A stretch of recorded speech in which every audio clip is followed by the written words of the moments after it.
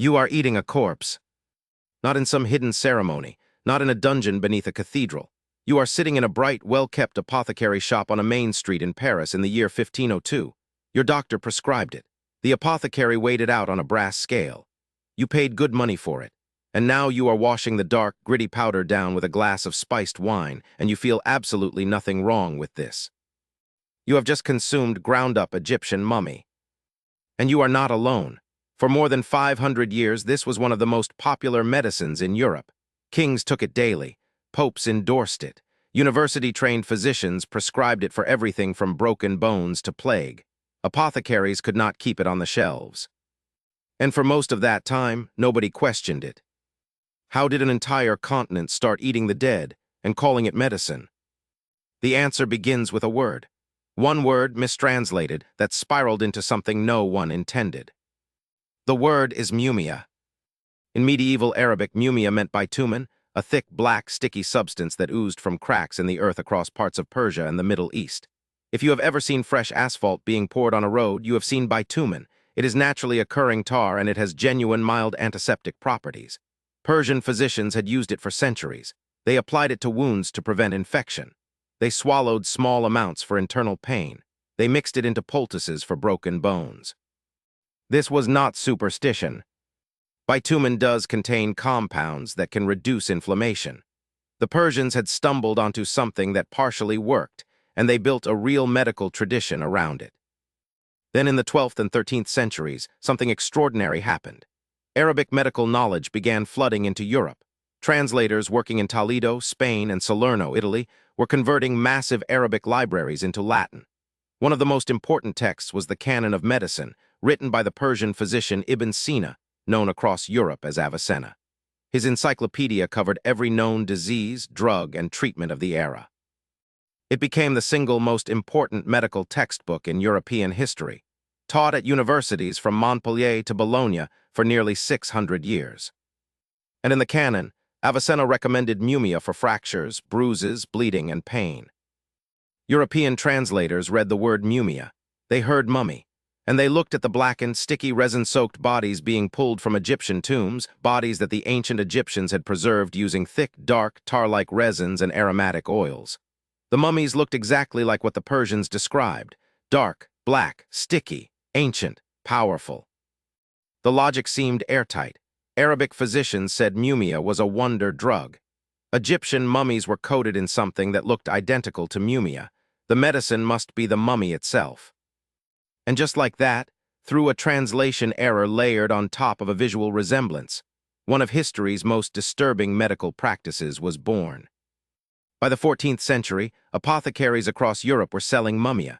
The process was simple. Egyptian mummies were shipped across the Mediterranean in whole or in pieces, dried further in European workshops, ground into a coarse brown-black powder, and sold in small ceramic jars. Some apothecaries mixed it with honey or wine to make it easier to consume. Others blended it into ointments and plasters for external wounds. The prescriptions were ambitious.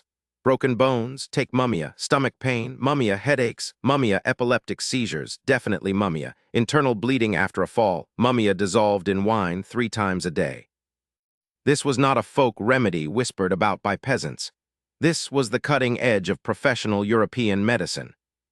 University-trained doctors prescribed it. The royal courts of Europe consumed it openly.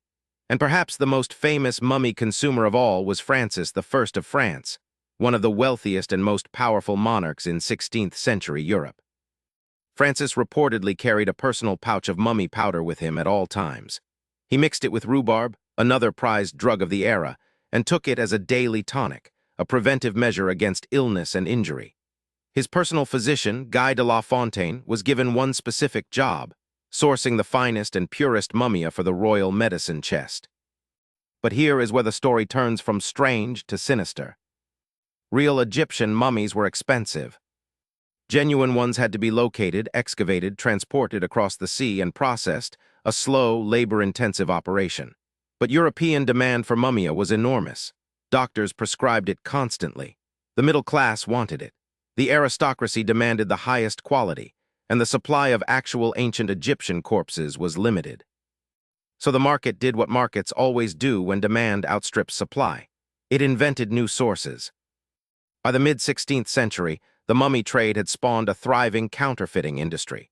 European gravediggers exhumed old bones, soaked them in liquid bitumen to give them the right color and texture, dried them in the sun, and sold them to apothecaries as genuine Egyptian mummia. Some dealers used the bodies of recently executed criminals. Others used plague victims, people who had died of highly infectious disease. In some cases, the bodies of camels and cattle were processed the same way and sold as human mummy. As long as the powder was dark, sticky, and old-looking, nobody asked questions. Guy de la Fontaine discovered this fraud firsthand. While traveling in Alexandria to source mummies for the French crown, he found local dealers openly manufacturing fake mummies from diseased corpses. He was horrified. He wrote that consuming the remains of plague victims was not medicine. It was a shortcut to infection and death. He published warnings. He told the French court. Nobody listened. The trade was too profitable. The belief was too deeply rooted. And the medical authorities of Europe had built entire pharmacological systems around mummia. Removing it would mean admitting that one of their foundational treatments was based on a translation mistake. That was not a confession any institution was willing to make.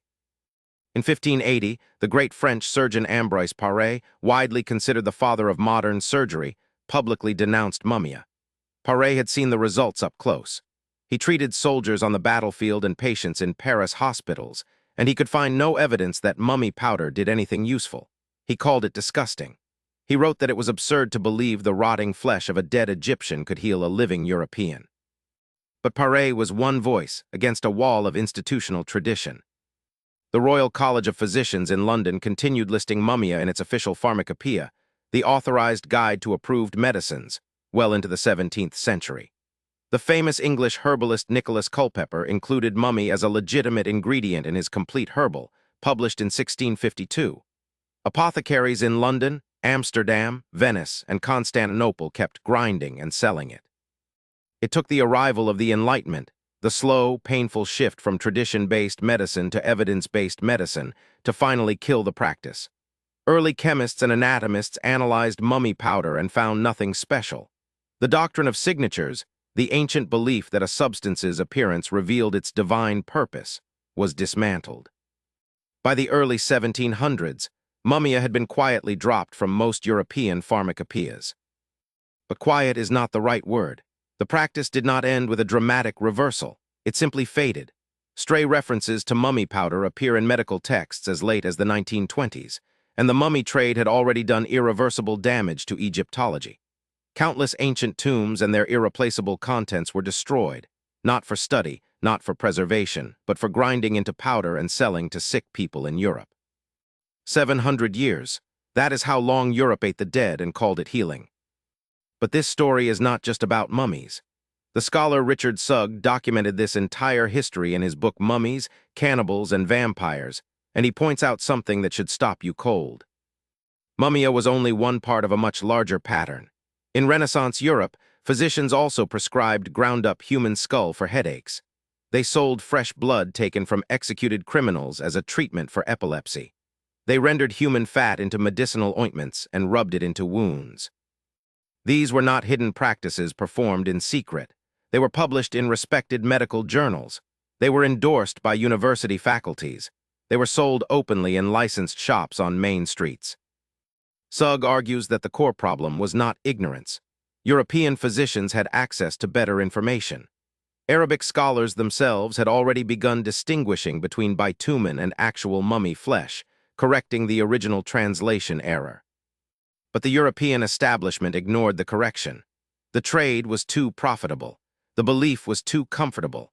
And the authorities who had endorsed it could not admit they were wrong without destroying their own credibility. This is the part where you are supposed to feel superior. You are supposed to look back at these people and think, how could they be so blind? But take a breath and ask yourself something honest. How many things do you put in your body because an authority told you to? How many supplements do you buy because the packaging looks scientific? How often do you check the primary research behind a health claim before you trust it? When was the last time you genuinely questioned the consensus, not out of arrogance, but out of real curiosity? The mummy eaters of Europe were not stupid. They were doing exactly what their system trained them to do: trust the experts, follow the pharmacopoeia, buy from the licensed apothecary, assume that someone smarter had already done the testing. And when a skeptic raised a concern, the system found a reason to dismiss them. The corpse was never the cure, the trust was. And the most dangerous thing you will ever swallow is someone else's certainty, served up in a clean, official-looking package at a price that feels right, on a shelf that looks legitimate. The mummy is not just a relic of the past. It is a mirror, and it is looking right at you.